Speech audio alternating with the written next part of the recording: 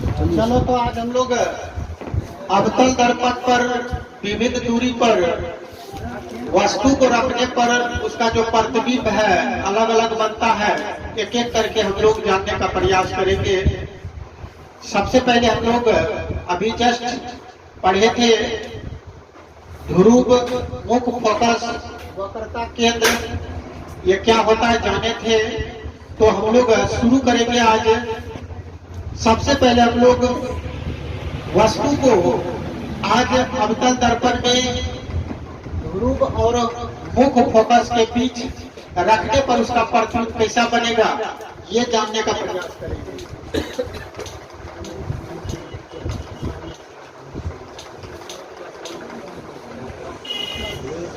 अवतल दर्पण में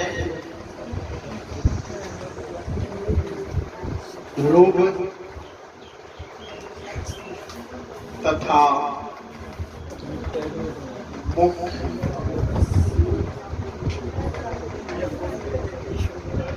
फोकस के बीच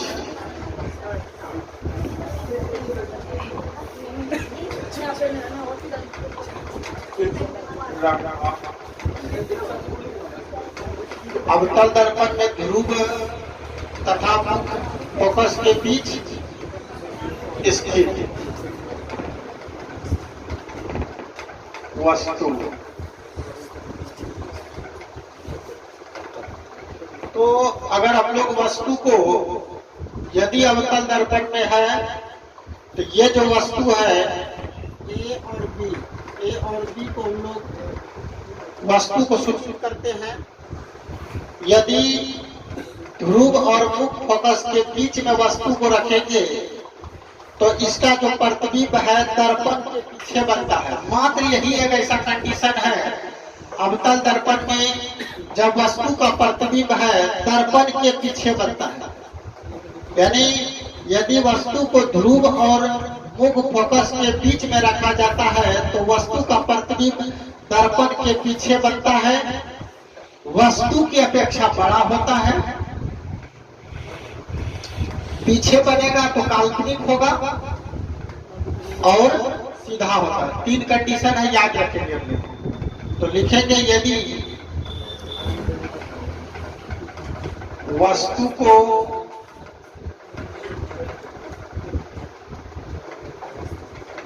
ध्रुव तथा मुख फोकस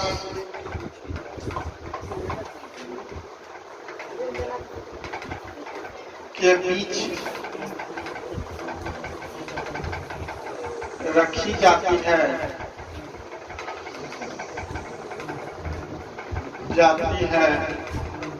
तो उसका प्रतिबिंब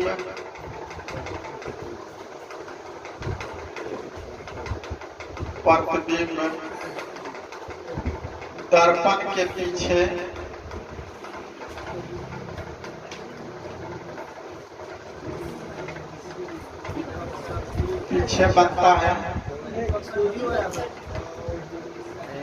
वस्तु की अपेक्षा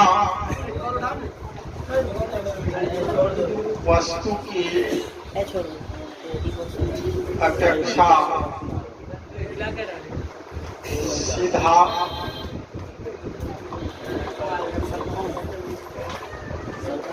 काल्पनिक, याद रखें कि काल्पनिक और आभासी एक ही चीज है। काल्पनिक और आभासी प्रतिबिंब को हम लोग एक ही मानते हैं। तो यानी अगर वस्तु को ध्रुव और मुख फोकस के बीच रखेंगे तो उसका जो प्रतिबिंब है दर्पण के पीछे बनता है। जैसे ही दर्पण के पीछे बनेगा वो काल्पनिक हो जाएगा। पीछे बनता है वस्तु की अपेक्षा सीधा काल्पनिक तथा वस्तु से बहुत बड़ा, वस्तु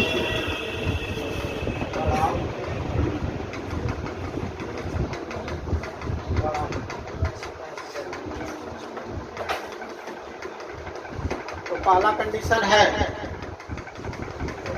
कि यदि वस्तु को ध्रुव तथा मुख फोकस के बीच में रखा जाता है, बीच का मतलब सेम बीच नहीं होना चाहिए। एफ से लेकर ध्रुव के कहीं भी अगर वस्तु को रखेंगे तो वो बीच ही माना जाएगा। बीच का मतलब पूरे बीच नहीं, इन बिंदुओं से लेकर यहाँ तक अगर कहीं भी वस्तु को रख देंगे तो उसका जो प्रतिबिंब है वही कंडीशन होगा। अगर आप लोग रियल में आईना में भी अगर अवतल दर्पण का प्रयोग करेंगे तो बहुत नजदीक अगर हम लोग आ जाएंगे ना तो वो प्रतिबिंब काल्पनिक हो जाएगा, वो हम लोग को दिखाई नहीं देगा। तो ऐसा कंडीशन पर क्या होता है, वस्तु का जो प्रतिबिंब है दर्पण के पीछे बनता है, वस्तु की अपेक्षा सीधा होगा। जैसा वस्तु है उसी तरह प्रतिबिंब, अगर नीचे लिखते ए डैश ऊपर बी डैश लिखते तो वो उल्टा माना जाता, लेकिन ऐसा बात नहीं है, दोनों सेम है। ए डैश यहाँ भी ऊपर है, यहाँ भी ए ऊपर, यहाँ भी बी है, यहाँ बी डैश है। इसका मतलब है कि वस्तु की अपेक्षा सीधा होगा। जब ये दर्पण के पीछे बनेगा तो इसका मतलब साफ है कि काल्पनिक होगा। दर्पण के पीछे प्रतिबिंब बनेगा तो काल्पनिक होगा।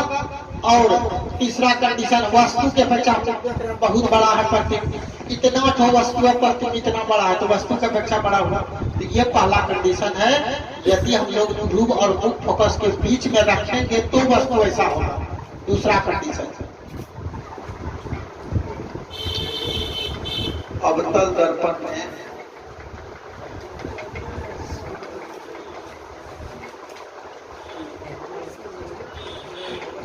मुख्य फोकस पर, मुख्य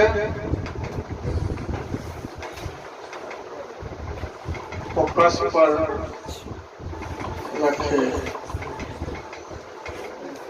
वस्तु का प्रतिबिंब,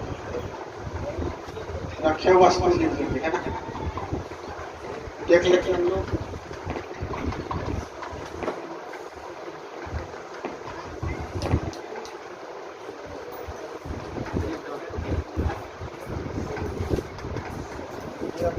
ध्रुव हो गया, फोकस है ना, और इस बार वस्तु को हम लोग यहीं पर रखना चाहेंगे।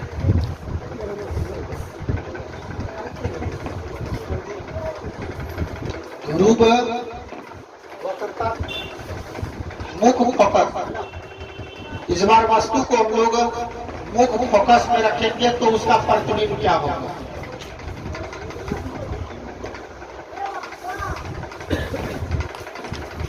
मुख्य फोकस पर अगर हम लोग वस्तु को रख देंगे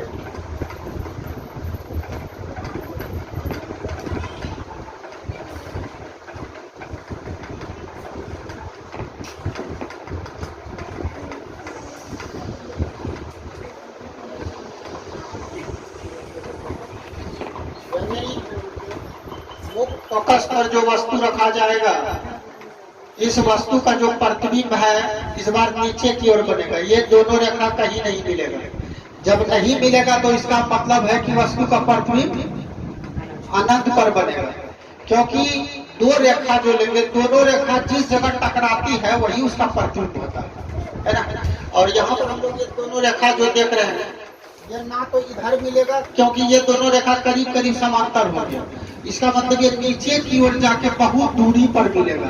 तो जब ये दूरी पर मिलेगा तो इसका प्रतिबिंब क्या होगा, अनंत पर होगा। क्या होगा, तो अवतल दर्पण में मुख्य फोकस पर रखे वस्तु है ना, यदि अवतल दर्पण में मुख्य फोकस पर वस्तु को रखते हैं तो इसका प्रतिबिंब होगा वस्तु की अपेक्षा। जब ये नीचे की ओर बनेगा तो हम लोग समझ लेंगे कि उल्टा बनेगा। उसमें तो सेम जैसे रखे थे उसी तरह का बना था, सीधा हो गया था। और यहाँ पर हम लोग क्या देख रहे हैं कि नीचे की ओर बन रहा है, तो इसका मतलब जब ये नीचे की ओर बनेगा तो उल्टा हो जाएगा। और एक मात्र कंडीशन है अवतल दर्पण में, मात्र ध्रुव और फोकस के बीच रखने पर ही वस्तु का प्रतिबिंब काल्पनिक यानी सीधा होगा। बाकी जितना भी कंडीशन है प्रत्येक कंडीशन पर प्रतिबिंब जो है उल्टा ही होगा। तो हम लोग क्या देख रहे हैं कि मुख्य फोकस पर अगर हम लोग वस्तु को रखते हैं तो इस वस्तु का जो प्रतिबिंब होगा वस्तु की अपेक्षा उल्टा होगा। नीचे की ओर है तो वास्तविक होगा, नीचे बनेगा तो वास्तविक होगा, ये सही बनेगा तो काल्पनिक होगा। तो वस्तु की अपेक्षा एक तो उल्टा होगा, वास्तविक होगा और वस्तु के अपेक्षा जब ये दूरी पर बन रहा है तो बड़ा बनेगा। 3 कंडीशन थी। यदि अवतल दर्पण में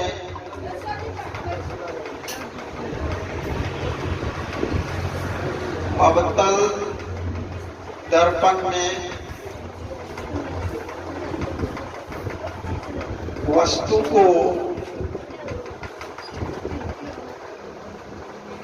मुख्य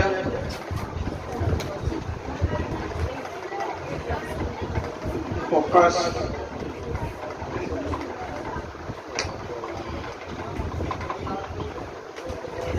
मुख्य फोकस पर रखी जाती है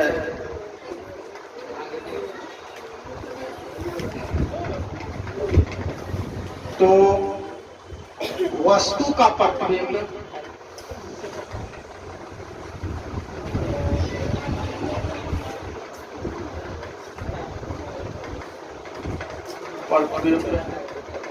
वास्तविक